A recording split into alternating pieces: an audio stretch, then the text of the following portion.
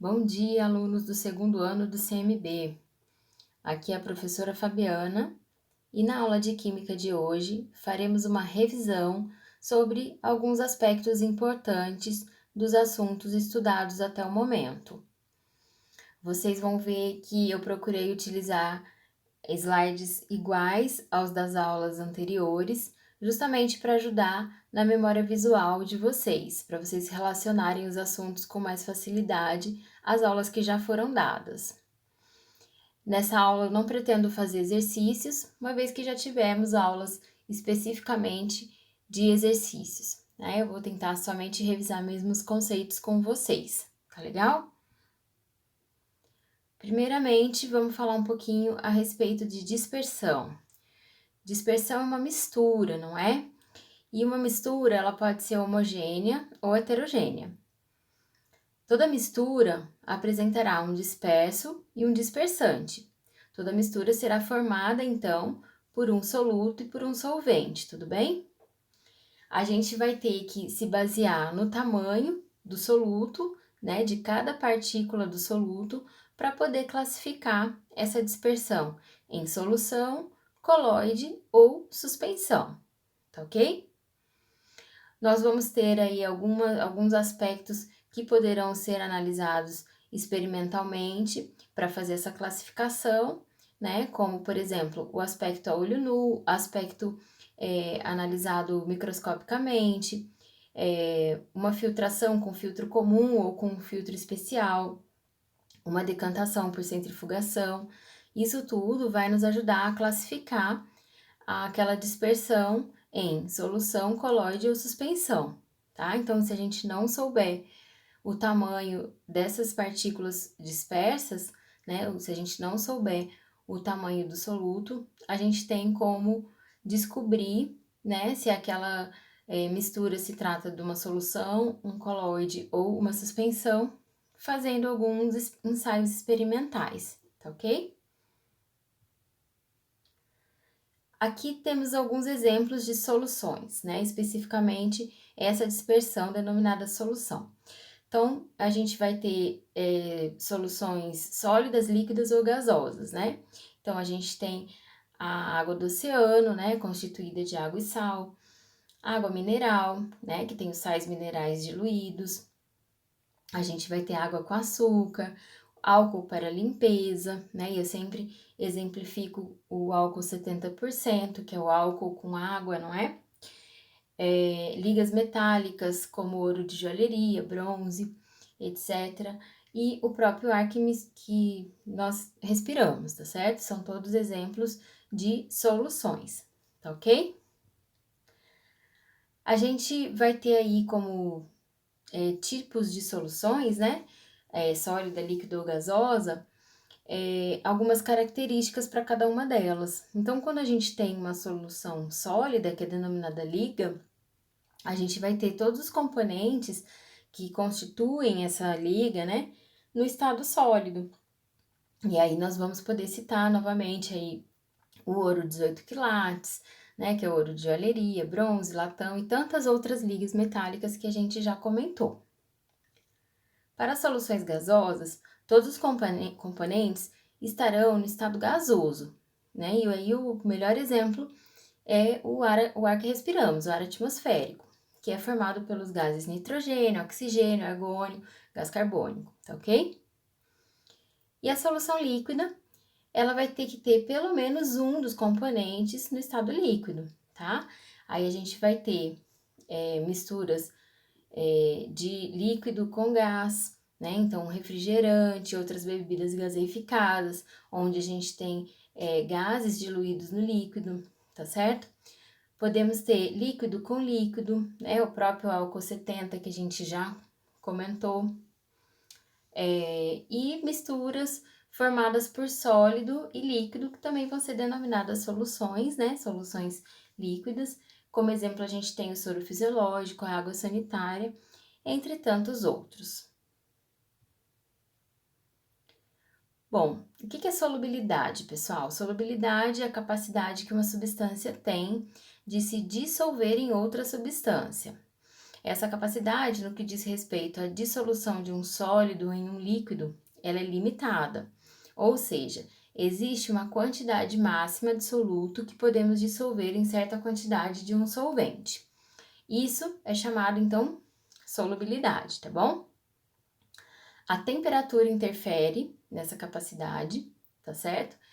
E então, dessa forma, para cada temperatura, nós teremos um determinado valor para a solubilidade, tá? Então, isso nada mais é do que o coeficiente de solubilidade, tá? A gente vai ter um coeficiente de solubilidade diferente para cada substância e para cada temperatura também. Então, relembrando aí, né, gente? Solução é o quê? É um tipo de dispersão, onde o disperso é o soluto e o dispersante é o solvente.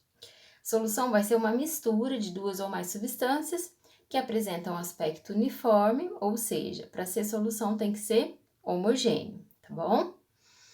As soluções elas podem ser insaturadas, saturadas ou supersaturadas. De acordo com o quê, pessoal? De acordo com a quantidade de soluto que vai estar, né, dispersa naquele solvente. E para isso também a gente tem que levar em consideração o quê? Temperatura, tá bom? Quantidade de soluto nas misturas. Bom, quanto maior a quantidade de soluto dissolvido em uma mesma quantidade de solvente, numa mesma temperatura, mais concentrada será a solução. Cada substância possui um valor de solubilidade específico em uma certa temperatura. Isso quer dizer que substâncias diferentes se dissolvem em quantidades também diferentes, né, em uma mesma quantidade de solvente, na mesma temperatura, tá certo? Então, como é que a gente vai classificar uma solução como saturada? A solução saturada é aquela que contém a máxima quantidade de soluto numa dada quantidade de solvente a uma determinada temperatura. Essa quantidade máxima é chamada de coeficiente de solubilidade, tá certo? Já quando a gente tiver uma solução classificada como insaturada ou não saturada, ela vai ser aquela que contém uma quantidade de soluto inferior ao coeficiente de solubilidade, tá bom? E a supersaturada? A supersaturada, ela vai ser instável, pois ela contém uma quantidade de soluto superior ao coeficiente de solubilidade, né? Então, vai ter mais soluto do que aquele solvente é capaz de solubilizar, tá bom? Bom, de posse do coeficiente de solubilidade, a gente pode traçar as curvas de solubilidade, tá? Então, cada substância vai ter a sua curva específica. A solubilidade de uma substância numa massa fixa de solvente depende da temperatura. Essas informações podem ser representadas por meio de gráficos. Esses diagramas relacionam a solubilidade do soluto em diferentes temperaturas. No gráfico ao lado, por exemplo, podemos perceber como o nitrato de potássio dissolvido em água se comporta variando-se a temperatura. A maioria dos solutos tem sua solubilidade aumentada com o aumento da temperatura. Então, vamos analisar aqui esse gráfico. No eixo X, vocês podem ver o aumento da temperatura, né? Iniciando ali em 0 graus, indo até 100 graus Celsius, estão vendo?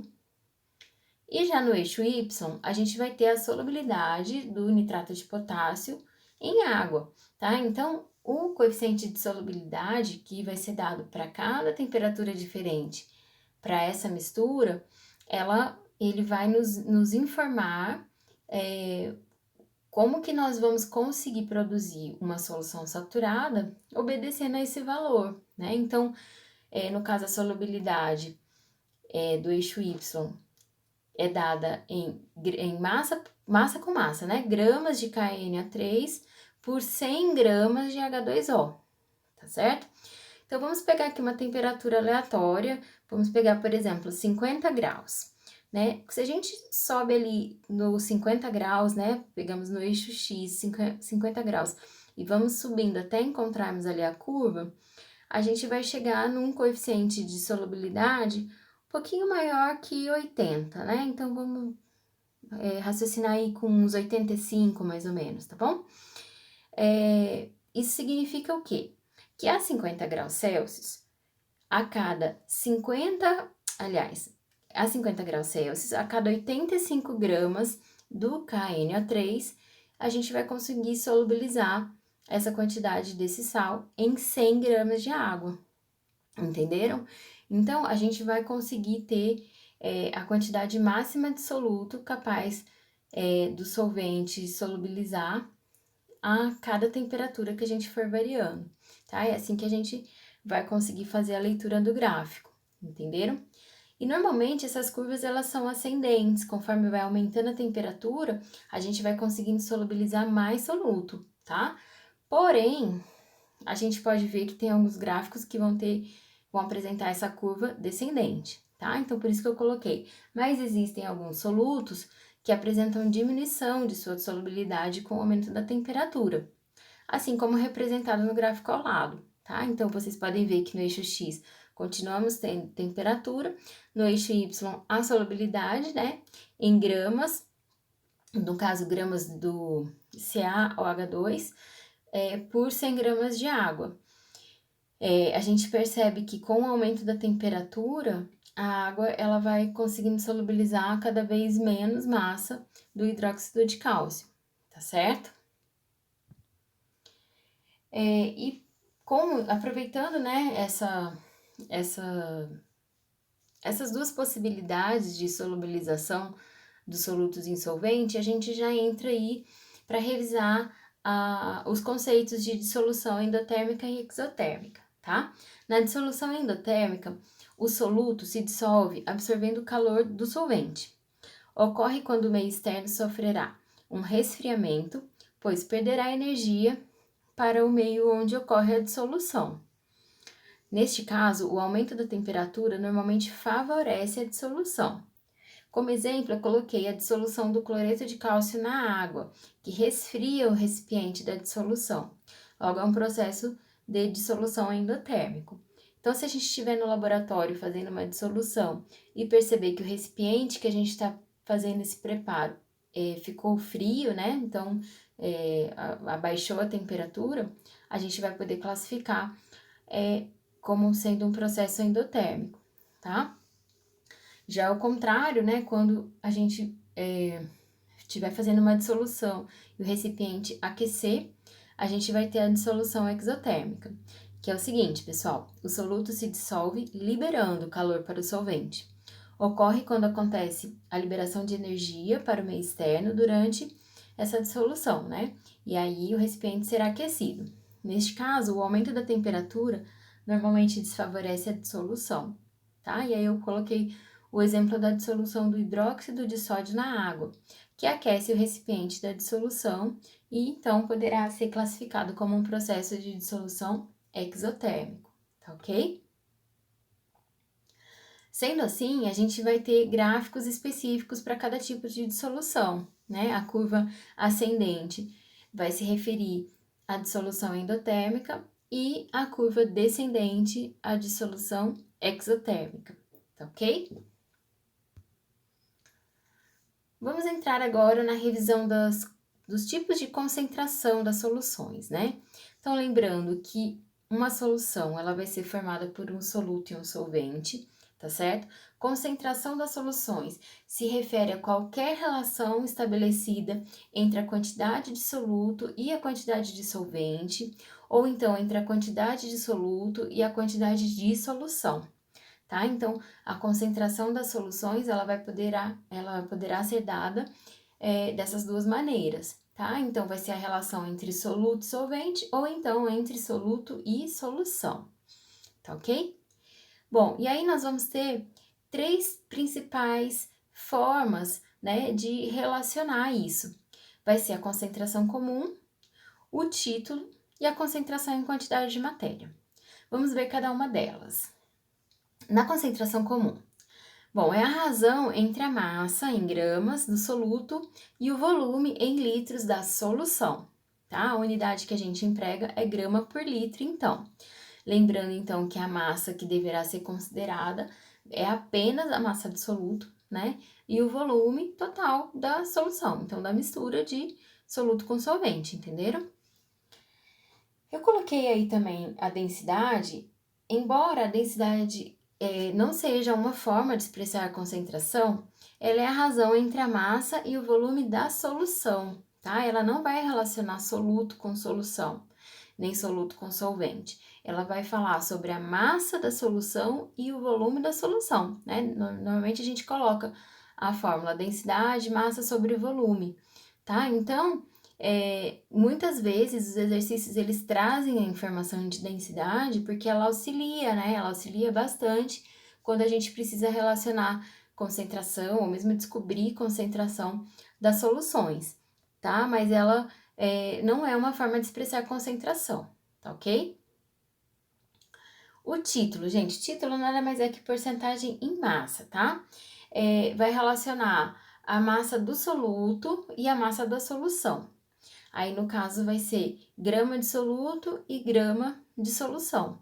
Então, não vai ter unidade, né? Porque grama no numerador vai cortar com grama do denominador. Então, o título ou a porcentagem não vai ter unidade, tá ok? E já a concentração em quantidade de matéria. Quantidade de matéria é mol, né, pessoal? Então, concentração em quantidade de matéria é a razão entre a quantidade de matéria, ou seja, o número de mols do soluto, e o volume da solução. Esse volume tem que ser dado em litros, tá? Então, acaba que a unidade fica sendo mol por litro, tá ok?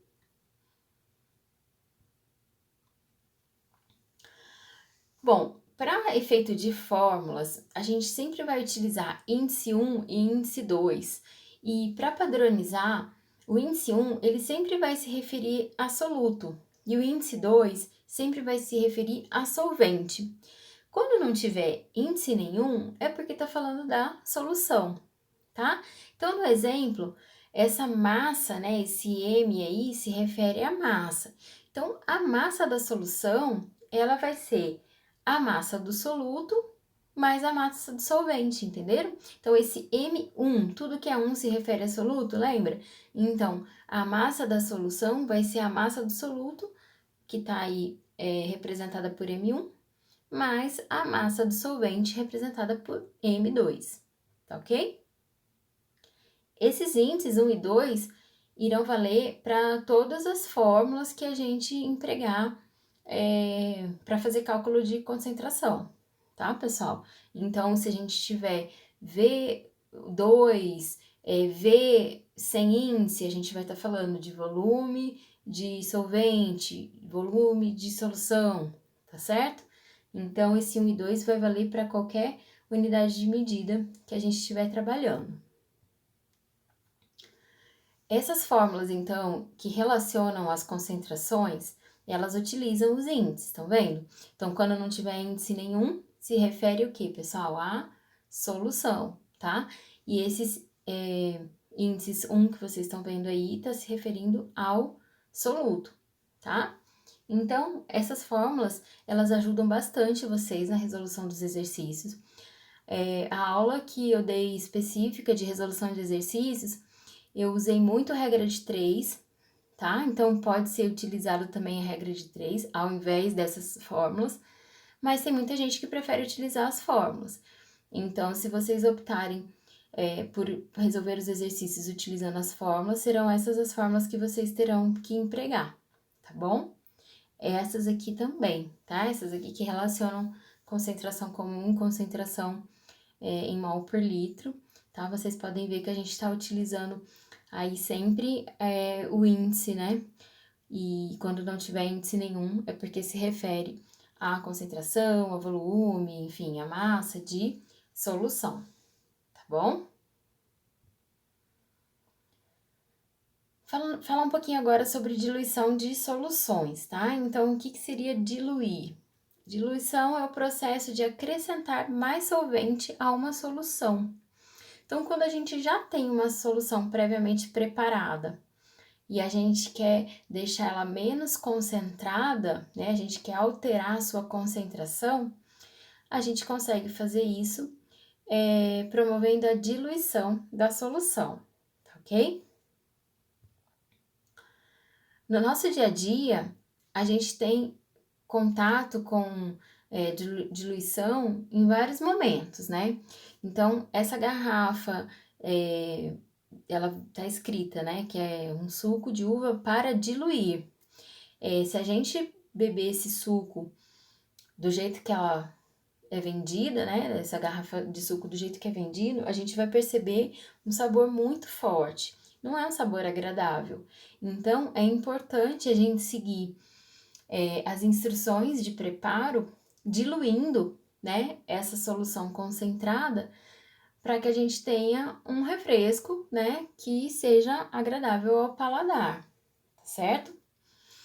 Esse sabão também que está sendo instruído, né, a diluir em água, é uma embalagem pequena, é uma embalagem, se eu não me engano, de 500 ml, e tem aí na instrução, né, que ele faz 3 litros. Então, ele faz aí a diluição, né, ele tem até o desenho, né, explicando como é que deve ser feita essa dissolução. E a maneira correta de se utilizar esse sabão é realmente diluindo. Então, a gente faz várias diluições durante o nosso dia a dia, né? É um processo que está muito presente no nosso dia a dia, muitas vezes a gente nem se dá conta de que a gente está fazendo esse processo, né? Pois é uma coisa bem automática, né, no nosso cotidiano, tá? Mas é bom vocês lembrarem que isso é algo corriqueiro, né, no nosso dia a dia, tá certo?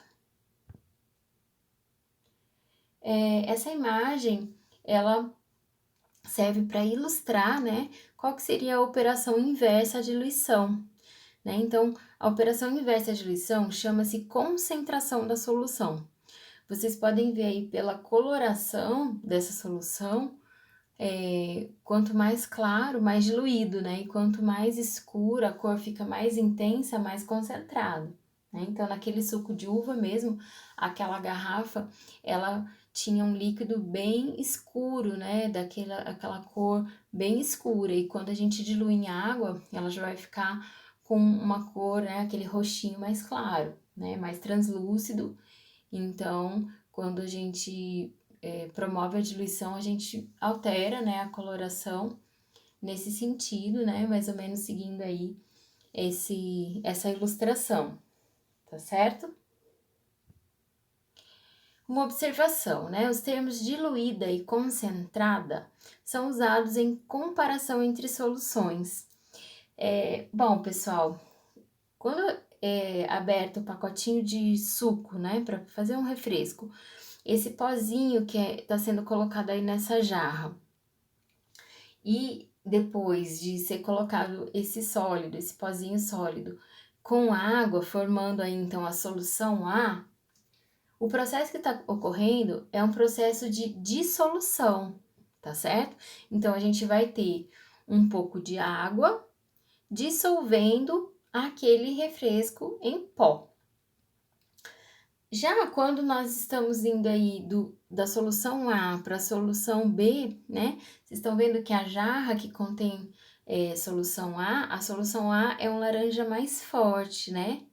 E o último desenho que contém a solução B é um laranja mais fraquinho. Então, o processo que aconteceu quando se adicionou mais água na solução A com o objetivo de obter a solução B foi um processo de diluição. Então, são processos diferentes, tá certo? Quando ao sólido é adicionada a água, ocorrendo a dissolução, e depois a diluição que ocorre da solução A para a solução B, tá? A solução A, claro, ela é mais concentrada que a solução B, né? Isso fica bem claro pra gente, não só pela coloração, mas também pelo volume, né? Que a solução B ocupa, que é um volume bem maior do que o volume ocupado pela solução A, tá certo? Não confunda dissolver com diluir, tá certo? Ao se misturar o pó para refresco em água e mexer bem, o pó está sendo dissolvido no solvente, que é a situação 1. né? Então, ao acrescentar mais água ao refresco, a solução está sendo diluída, que é a situação 2, tá? Então, é bem importante vocês saberem diferenciar os dois processos, tá ok?